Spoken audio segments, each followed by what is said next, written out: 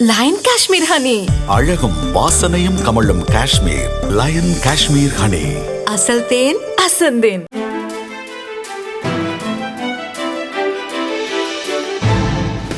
தட்டை, சீடை, முறுக்கு, ரிப்பன் போகடா, அதிரசம் என்ன வேணாலும் செய்யுங்க. ஒரே ஒரு 5 லிட்டர் இதய மந்த்ரா கடல் எண்ணெய் பேக் ஒரு மாசம் முழுசுக்கும் அத்தனை சமையல் முடிச்சு விடலாம். இதய மந்த்ரா.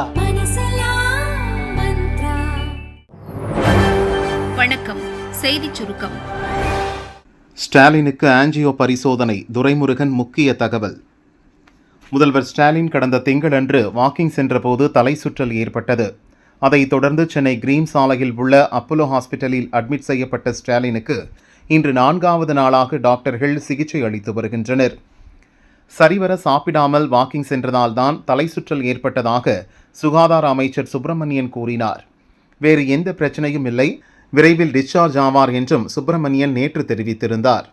இன்று நீர்வளத்துறை அமைச்சர் துரைமுருகன் அப்போலோ மருத்துவமனைக்கு சென்று முதல்வர் ஸ்டாலினை சந்தித்து நலம் விசாரித்தார். பிறகு துரைமுருகன் கூறுகையில், முதல்வர் ஸ்டாலினுக்கு ஆஞ்சியோ பரிசோதனை செய்யப்பட்டுள்ளது, ஒரு சிறிய அடைப்பும் இல்லை, நன்றாக இருக்கிறார் என்றார். எப்போது டிஸ்சார்ஜ் செய்யப்படுவார் என்ற கேள்விக்கு அதை டாக்டர் முடிவு எடுப்பார், நான் அல்ல என பதிலளித்தார் துரைமுருகன். ஆஜோ பண்ணி பார்த்தார்கள், ரொம்ப நல்லா இருக்குது, சின்ன அடைப்பு நல்லா இருக்காரு.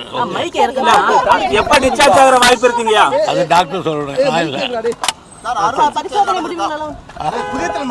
உடல்நிலை எப்படி இருக்கு? நல்லா இருக்குங்களா? நல்லா இருக்காரு, நல்லா ஒன்றும் பெரிய பிரச்சனை இல்லை. எப்போ போகணுன்றது தலைவர் சொல்லுவார். அனில் அம்பானி தொடர்புடைய 50 இடங்களில் இடி அதிரடி ரெய்டு. நம் நாட்டின் முன்னணி தொழிலதிபரான முகேஷ் அம்பானியின் சகோதரர் அனில் அம்பானி தொடர்புடைய இடங்களில் காலை முதல் அமலாக்கத்துறை அதிகாரிகள் அதிரடி சோதனை நடத்தி வருகின்றனர். அவரது வீட்டை தவிர அவர் தொடர்புடைய நிறுவனங்கள், அலுவலகங்கள் என மும்பை, டெல்லியில் மொத்தம் 50க்கும் மேற்பட்ட இடங்களில் ரெய்டு நடக்கிறது. கடன் வாங்கி மோசடி செய்த விவகாரத்தில் இவரையும், இவர் இயக்குநராக இருக்கும் ரிலையன்ஸ் கம்யூனிகேஷன் நிறுவனத்தையும் நேற்றுதான் SBI வங்கி மோசடியாளர் என்று அறிவித்தது. ஏற்கனவே பேங்க் ஆஃப் பரோடா, எஸ் பேங்குகளில் இவர் மீது பல கோடி ரூபாய் கடன் வாங்கி மோசடி செய்த குற்றச்சாட்டுகள் இருக்கின்றன. அனில் அம்பானிக்கு எதிராக CBIயிலும் 2 வழக்குகள் நிலுவையில் இருக்கின்றன. இந்த நிலையில்தான் அவருக்கு எதிராக அமலாக்கத்துறையும் இப்போது களமிறங்கியிருக்கிறது. SBI, bank of Baroda, Yes Bank, SEBI, தேசிய நிதி அறிக்கை முகமை, CBI உள்ளிட்டவை கொடுத்த தகவல்கள் மற்றும் ஆதாரங்கள் அடிப்படையில் இந்த சோதனை நடந்து வருகிறது. முதற்கட்டமாக எஸ் பேங்கில் வாங்கிய கடனில் 3000 கோடி ரூபாய் முறைகேட்டை மையமாக வைத்து அமலாக்கத்துறை களமிறங்கியுள்ளது. இதுவரை நடந்த சோதனையில் முக்கிய ஆதாரங்கள், பல தகவல்கள் அடங்கிய டிஜிட்டல் டிவைஸுகளை அமலாக்கத்துறை அதிகாரிகள் கைப்பற்றியிருப்பதாக முதற்கட்ட தகவல் வெளியாகியுள்ளது. ஆடி அமாவாசை நாளில் தர்ப்பணம் கொடுத்த மக்கள். ஆடி அமாவாசை நாளில் புனித நீராடி முன்னோர்களுக்கு தர்ப்பணம் கொடுப்பதால் குடும்பத்தில் சுபிட்சம் உண்டாகும் என்பது ஐதீகம். இதை முன்னிட்டு தமிழகம் முழுவதும் நீர்நிலைகளில் கூடிய இந்துக்கள் தர்ப்பணம் கொடுத்து முன்னோர்களை வழிபட்டனர். திருநெல்வேலி, தென்காசி, தூத்துக்குடி, கன்னியாகுமரி மாவட்ட மக்கள் தாமிரபரணி ஆற்றின் கரையில் தர்ப்பணம் கொடுத்து முன்னோர்களை வழிபட்டனர். ராமேஸ்வரம் அக்னி தீர்த்த கடலில் அதிகாலை முதலே பல்லாயிரக்கணக்கான பக்தர்கள் புனித நீராடி முன்னோர்களுக்கு தர்ப்பணம் கொடுத்து வழிபட்டனர். கன்னியாகுமரியில் உள்ள முக்கடல் சங்கமத்தில் திரண்ட ஆயிரக்கணக்கான பக்தர்கள் புனித நீராடி முன்னோர்களுக்கு தர்ப்பணம் கொடுத்து வழிபட்டனர். திருவண்ணாமலை ஐயங்குளம் குளக்கரையில் ஏராளமான பக்தர்கள் தனது முன்னோர்களுக்கு தர்ப்பணம் கொடுத்து வழிபட்டனர். கோவை மாவட்டம் பேரூர் நொய்யல் நதிக்கரையில் ஏராளமானோர் நீண்ட வரிசையில் காத்திருந்து முன்னோர்களுக்கு தர்ப்பணம் கொடுத்தனர். மயிலாடுதுறை மாவட்டம் சீர்காழி அருகே உள்ள பூம்புகாரில் காவிரி கடலுடன் சங்கமிக்கும் சங்கமத்துறையில் ஆயிரக்கணக்கானோர் கூடி தங்கள் முன்னோர்களுக்கு தர்ப்பணம் கொடுத்து வழிபாடு நடத்தினர். பட்டீஸ்வரர் கோயிலில் ஆகம விதிமீறல், அரசு நடவடிக்கையால் மேலும் அதிர்ச்சி. பக்தர்களுக்கு வந்த தடை காரணம் அந்த வீடியோ. மிகவும் தொன்மையான கோவை பேரூர் பட்டீஸ்வரர் கோயிலில் நடந்த ஆகம விதிமீறல் சம்பவம் கடும் அதிர்ச்சியை ஏற்படுத்தியது.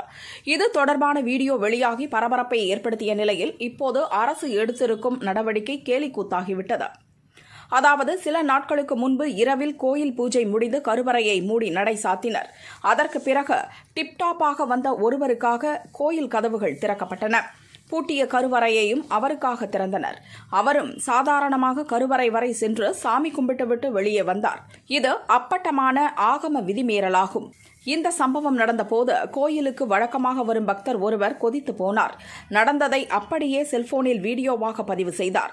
எப்படி கோயில் ஆகம விதியை மீறி நடை சாத்திய பிறகு ஒருத்தரை உள்ளே அனுமதிக்கலாம் என்று சரமாரியாக கேள்வி எழுப்பினார். சாமி கும்பிட்ட விஐபியையும் உள்ளே அனுமதித்த கோயில் ஊழியர்களையும் கேள்விகளால் துளைத்தார். இந்த வீடியோ வெளியாகி இந்துக்களை கொந்தளிக்க வைத்தது. கோயில் விவகாரம் விஸ்வரூபமான நிலையில் மருதமலை கோயில் தக்கார் செந்தில்குமார், பட்டீஸ்வரர் கோயில் உதவியாளர் விமலா ஆகியோரை வைத்து அரசு விசாரணை நடத்தியது. விசாரணை அறிக்கை அடிப்படையில் முதல் கட்டமாக பட்டீஸ்வரர் கோயில் எலக்ட்ரீஷியன் வேல்முருகன், கோயில் அர்ச்சகர் சாமிநாதன் ஆகியோரை பணியிடை நீக்கம் செய்து அரசு உத்தரவிட்டுள்ளது. அதோடு கோயில் வளாகத்துக்குள் செல்போன் கொண்டு செல்லவும் கோயில் நிர்வாகம் இப்போது தடை விதித்துள்ளது. இதுதான் விமர்சனத்தை ஏற்படுத்தியுள்ளது. அதாவது கோயில் உள்ளே நடந்த ஆகம விதிமீறல் செல்போன் வீடியோவால் தான் வெளியே வந்தது. எனவே இனி உள்ளே நடக்கும் சம்பவம் எதுவும் வெளியே வராமல் இருக்கவே செல்போனுக்கு தடை விதித்திருப்பதாக பக்தர்கள் குற்றம் சாட்டுகின்றனர். எனது கன்னி பேச்சை பொறுத்திருந்து பாருங்கள். ராஜ்யசபா எம்பியாக பதவியேற்க உள்ள கமலஹாசன் டெல்லி செல்ல சென்னை விமான நிலையம் வந்தார். இந்தியனாக எனக்கு கொடுக்கப்பட்ட கடமையை செய்வேன் என கமல் சொன்னார். அதை பற்றி தான் முதலில் நீங்கள் செய்தி சேகரிக்க மட்டும் வரவில்லை, என்னை வாழ்த்தி அனுப்பவும் வந்திருப்பதாக நான் நினைத்துக் கொள்கிறேன். அதற்கு நன்றி. முதலில் உங்கள் வாழ்த்துக்களுடன், மக்களின் வாழ்த்துக்களுடன் அங்கே உறுதிமொழி எடுக்கவும் என் பெயரை பதிவு செய்யவும் சொல்கிறேன். இது எனக்கு கொடுக்கப்பட்டிருக்கும், இந்தியனாக எனக்கு கொடுக்கப்பட்டிருக்கும் மரியாதையும் கடமையும் நான் செய்ய போகிறேன் என்பதை பெருமையோடு தான் சொல்லிக் கொள்கிறேன். வணக்கம். கன்னி பேச்சு எதை மையப்படுத்தி அதை இப்போ சொல்லக்கூடாது, அங்கே தான் பேசணும். சில விஷயங்கள் இங்கே பேசுகிற மாதிரி அங்கே பேசக்கூடாது, அங்கே பேசுகிற மாதிரி இங்கே பேசக்கூடாது. அங்கே தெரியும், என் பயணத்தை பார்த்து கவனிச்சிங்கன்னா நல்லா புலப்படும். புதிய துணை ஜனாதிபதி இவர்தான். யாரை நிறுத்தப் போகிறது என்டிஏ டீம்? மர்மம் அலசும் எதிரணி. ஆள் தேர்வில் பாஜக பிசி. பார்லிமெண்ட் மழைக்கால கூட்டத்தொடர் திங்கட்கிழமை துவங்கிய நிலையில் முதல் நாள் இரவே துணை ஜனாதிபதி பதவியை ராஜினாமா செய்வதாக ஜெகதீப் தன்கர் அதிரடி அறிவிப்பை வெளியிட்டு அதிர வைத்தார். மருத்துவ காரணங்களுக்காக இந்த முடிவை எடுத்ததாக ஜனாதிபதிக்கு தனது ராஜினாமா கடிதத்தையும் அனுப்பி வைத்தார். அவரது ராஜினாமாவை மறுநாளே ஜனாதிபதி திரௌபதி முர்மு ஏற்றுக்கொண்டார். இதை அரசிதழிலும் மத்திய உள்துறை வெளியிட்டது. உடனே துணை ஜனாதிபதி பதவி காலியானதாக அறிவிக்கப்பட்டது. 60 நாட்களுக்குள் இந்த பதவிக்கு தேர்தல் நடத்தப்பட வேண்டும். அதாவது செப்டம்பர் 19ஆம் தேதிக்குள் புதிய துணை ஜனாதிபதியை தேர்வு செய்யும் பணியில் தலைமை தேர்தல் கமிஷன் தீவிரமாக ஈடுபட்டுள்ளது. விரைவில் தேர்தல் தேதியும் அறிவிக்கப்படவிருக்கிறது. யார் அடுத்த துணை ஜனாதிபதி என்பதுதான் இப்போது இருக்கும் எதிர்பார்ப்பு. ஒருவேளை பாஜகவின் என்டிஏ கூட்டணியும் இண்டி கூட்டணியும் தனித்தனியாக வேட்பாளர்களை நிறுத்தினால் தேர்தல் நடப்பது உறுதியாகிவிடும். இந்த தேர்தலில் லோக்சபா, ராஜ்யசபா எம்பிக்களும் நியமன எம்பிக்களும் மட்டுமே ஓட்டு போட முடியும். இப்போது 543 எம்பிக்கள் உடைய லோக்சபாவில் ஒரு இடமும் 245 உறுப்பினர்கள் உடைய ராஜ்யசபாவில் 5 இடமும் காலியாக உள்ளன. இதையெல்லாம் கணக்கிட்டால் நியமன எம்பிக்களுடன் சேர்த்து இப்போது மொத்தம் 786 எம்பிக்கள் உள்ளன. வெற்றிக்கு 394 எம்பிக்கள் ஓட்டை பெற வேண்டும். என்டிஏ கூட்டணியை பொறுத்தவரை இரு சபைகளிலும் சேர்த்து மொத்தம் 422 எம்பிக்கள் உள்ளனர். எனவே அவர்கள் நிறுத்தும் வேட்பாளர் சுலபமாக வெற்றி பெற்று விடுவார். இதில் எந்த சந்தேகமும் இல்லை. பாஜக யாரை வேட்பாளராக அறிவிக்கும் என்பது அடுத்த கேள்வி. துணை ஜனாதிபதி பதவிக்கு பீகார் முதல்வர் நிதிஷ்குமாரை கொண்டுவர பாஜக முயற்சி செய்து வருகிறது. Kashmir governor Manoj Sinha, Delhi governor VK. Saxena, Rajya Sabha துணைத் தலைவர் ஹரிவன்ஷ் நாராயண் சிங், ராணுவ அமைச்சர் ராஜ்நாத் சிங், சுகாதாரத்துறை அமைச்சர் ஜே.பி. நட்டா ஆகியோர் பெயர்களும் இந்த பட்டியலில் இருக்கின்றன. இது ஒரு பக்கம் பரபரப்பாக பேசப்பட்டு வரும் நிலையில் ஜெகதீப் தன்கர் திடீரென ராஜினாமா செய்ததில் பல மர்மங்கள் இருப்பதாக எதிர்க்கட்சிகள் சந்தேகம் கிளப்பி வருகின்றன. ஜெகதீப் தன்கர் திடீரென பதவியை ராஜினாமா செய்தது ஏன், பின்னணியிலிருந்து தன்கரை இயக்கியது யார் என பல கேள்விகள் எழுந்துள்ளன. மத்திய அரசு சரியான விளக்கம் அளிக்க வேண்டும். தன்கரின் ராஜினாமாவுக்கு பின்னால் ஏதோ மர்மம் இருப்பதாக தெரிகிறது என்று கார்கே சொன்னார். மருத்துவ காரணத்துக்காக ராஜினாமா செய்வதாக தன்கர் சொல்லியிருக்கிறார். ஏன் பிரதமர், அமைச்சர் உள்ளிட்ட முக்கிய தலைவர்கள் அவரிடம் நலம் விசாரிக்கவில்லை என்று சமாஜ்வாதி தலைவர் அகிலேஷ் யாதவ் கேள்வி எழுப்பினார். தன்கர் ராஜினாமாவில் பல மர்மங்கள் இருப்பதாக அரசியல் நிபுணர்களும் சொல்கின்றனர். இதை உறுதி செய்வது போல் ராஜினாமா முடிவு எடுத்த திங்கட்கிழமை மாலையில் எந்த முன்னறிவிப்பும் இன்றி திடீரென ஜனாதிபதி மாளிகைக்கு ஜெகதீப் தன்கர் சென்றதாக தகவல் வெளியாகியுள்ளது. ஜனாதிபதியை சந்திக்க சில மரபுகள் இருக்கின்றன.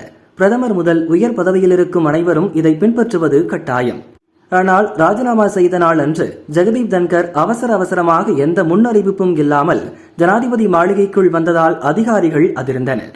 ஜனாதிபதியுடனான திடீர் சந்திப்புக்கு பிறகு அன்றிரவு 9:25 மணிக்கு தன் ராஜினாமா அறிவிப்பை தன்கர் வெளியிட்டது குறிப்பிடத்தக்கது. இது நடக்கும் போது தமிழகமே குலுங்கும்.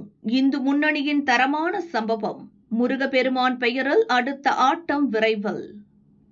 முருகப்பெருமானின் அறுபடை வீடுகளில் முதல் வீடான திருப்பரங்குன்றம் மலை மீதுள்ள தர்காவில் சில அமைப்புகள் ஆடு கோழி பலியிடப் போவதாக அறிவித்தன. இது பெரும் சர்ச்சையானது. அதைத் தொடர்ந்து பிப்ரவரி 4 மதுரையில் இந்து முன்னணி மிகப்பெரிய ஆர்ப்பாட்டத்தை நடத்தியது.